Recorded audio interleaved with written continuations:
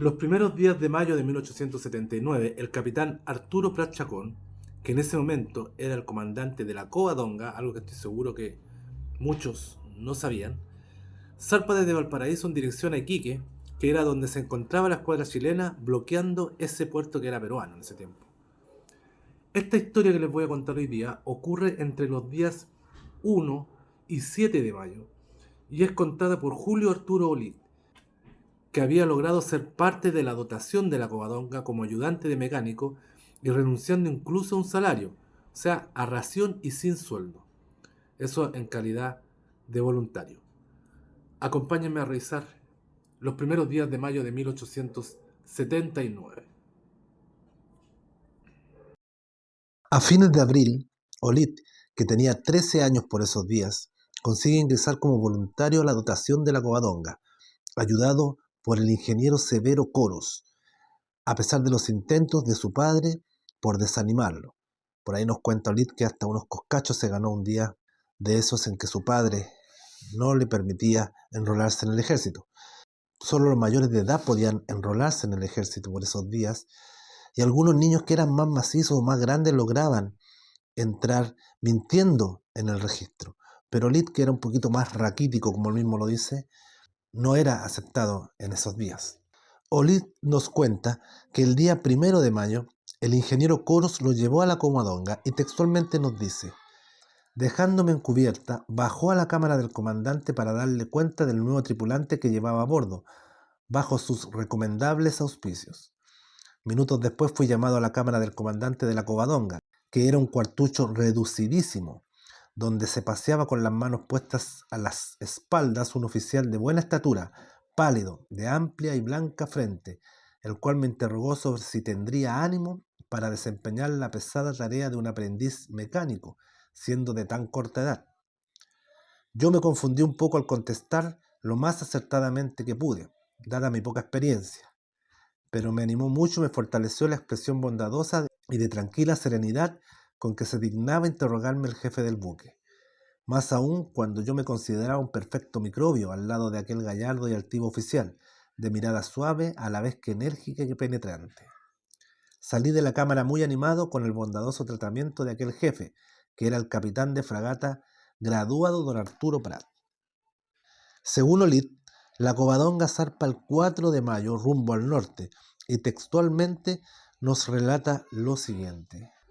A las 11 de la noche en punto, el capitán Prat subía sobre el puente de la Covadonga, que estaba fondeada en la bahía de Valparaíso, con orden de la Comandancia General de Marina para hacer rumbo a Iquique esa misma noche. La gente de mar estaba en su puesto. El segundo, Orella, de pie en la proa, dirigía la maniobra de elevar el ancla. La máquina, a cargo del inteligente ingeniero José Severo Coros, dejaba escapar columnas de blanquecino vapor y solo entorpecía el silencio de la noche el monótono canto de los marineros que giraban virando el ancla alrededor del cabestrante. Luego dejóse oír de Orella la palabra «listo». La máquina principió a funcionar y la Covadonga dejó lentamente su antiguo fondeadero haciendo rumbo al norte. Adiós caras ilusiones. Adiós esperanza de amor. Adiós madre, adiós familia. Figurásemos que sería la muda despedida de los que montaban la pequeña goleta. Una hora después bajaba Prat los escalones del puente y se dirigía a su cámara. Estábamos en pleno océano y solo se percibían a lo lejos millares de fantásticas lucecitas. El día 5 de mayo, esto ya poquito tiempo después de la salida de la Covadonga, Olid nos relata. A las 2 de la mañana algunos oficiales permanecían sentados aún en las cureñas, divisando el faro de Valparaíso. Qué de gratos recuerdos no evocaría esa luz en aquellos cerebros jóvenes e irrespetuosos. Por el costado de estribor, la corbeta Tao navegaba a nuestro par. Su farol a tope nos indicaba su rumbo en medio de la oscuridad del mar y de un cielo encapotado. El 5 de mayo a las 6 de la mañana navegábamos a vela y vapor frente a la costa de Coquimbo. El Tao, que se burlaba de nosotros por su mayor andar a máquina, quedaba ahora a 10 millas atrás y, por burla o chanza, preguntaba por señales el oficial de guardia de la Covadonga al del Actao si necesitaba remolque o auxilio. Inocentes bromas de marino que tienen por único testigo dos inmensidades, el mar y el firmamento. Esos marinos bromistas ignoraban lo que el destino les tenía preparado en pocos días más. Continuamos con el relato de Olid, al día 6, en que sucedió un hecho muy interesante, muy desconocido, que nos habla de cómo el capitán Pratt actuaría en caso de combate. Olid nos relata: navegando a la altura de Caldera, con temporal deshecho, entre paréntesis era el mes de los tiempos malos, el Actao, que venía navegando tras de nuestro buque, izó sus velas y en menos de 2 horas nos pasó hasta perderse de vista en el horizonte. Esa misma tarde fue avistado un buque de guerra, por la proa que navegaba al sur. Avisado el comandante Pratt de esta novedad, subió precipitadamente al puente de mando, y después de observar el buque avistado con sus anteojos, llamó a Orella y le ordenó tocar zafarrancho de combate. Era de ver el movimiento y las carreras de la tripulación, para tomar sus puestos de combate. Las 2 piezas de A-70 con que estaba armado el buque fueron desenfundadas en 2 minutos y puestas en batería en otros 2. Los sirvientes de las piezas apenas se podían tener en pie con los enormes balances y cabeceos del pequeño buque, que bailaba como una cáscara de nuez sobre las olas inmensas, que amenazaban tragarnos a cada instante.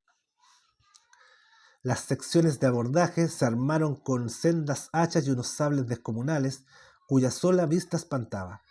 Los oficiales Lynch y Orella mandaban respectivamente las 2 piezas. La presión en las máquinas fue elevada en forma de dar el máximo de velocidad, 6 millas.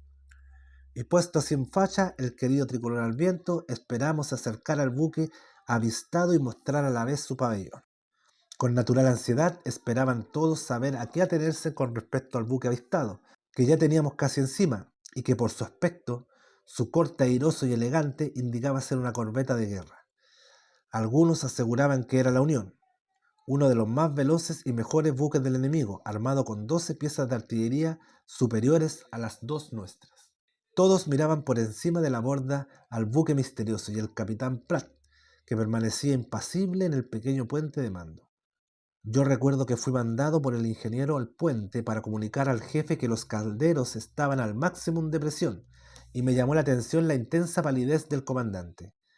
Hoy día, con mayor experiencia, se aprecia debidamente la situación del capitán Pratt, en ese momento en que se veía con la enorme responsabilidad de un jefe que mandaba una verdadera cáscara de nuez en frente de un posible enemigo formidable, con un temporal deshecho por añadidura. Felizmente, cuando ya se iba a dar la orden de intimidar con un cañonazo con pólvora, a la orden de mostrar su pabellón, el buque a la vista izó la bandera inglesa y resultó ser la corbeta Turquoise, que se hallaba de estación en esta parte del Pacífico. Después de oír este relato, nos queda más que claro que Pratt, lejos de ser un marino de escritorio, como se dice que era considerado por sus pares, era un comandante bastante temerario y dispuesto a combatir en cualquier circunstancia, cosa que demostró con creces algunos días después, cuando se convertiría en tal vez el mayor héroe de la historia chilena. El relato de Arturo Olid, que acabamos de escuchar, está inserto en su libro Crónicas de Guerra, relatos de un excombatiente de la Guerra del Pacífico y de la Revolución de 1891. Y si bien tiene algunas imprecisiones, sobre todo en algunas fechas, esto es algo totalmente normal, tomando en cuenta que la mayoría de estos relatos son escritos mucho tiempo después por los mismos veteranos, pero son sus recuerdos, y estos recuerdos, los recuerdos de Olid, son hechos reales vividos en la Covadonga los primeros días de mayo de 1879. En ese libro totalmente recomendable también hay relatos sobre el combate naval de Punta Gruesa y uno muy interesante también de la batalla de Tarapacá, entre otros hechos en donde estuvo presente Arturo Olid. Mi nombre es Rodrigo Carmona Sánchez, soy el administrador de la página Guerra del Pacífico al Día en Facebook, donde están todos estos relatos y estas historias con mucho más detalle, publicadas día a día. También pueden suscribirse a mi canal de YouTube, donde estoy dejando estos videos con algunos hechos ocurridos en la Guerra del Pacífico y tratando de mostrarle también algunos lugares donde estuvieron nuestros veteranos. Y en mis redes sociales, TikTok, Instagram, donde también dejo algunas cositas siempre. También tengo mi página de Facebook de turismo, Rax Norte Chile Tour. Un saludo y un abrazo para todos.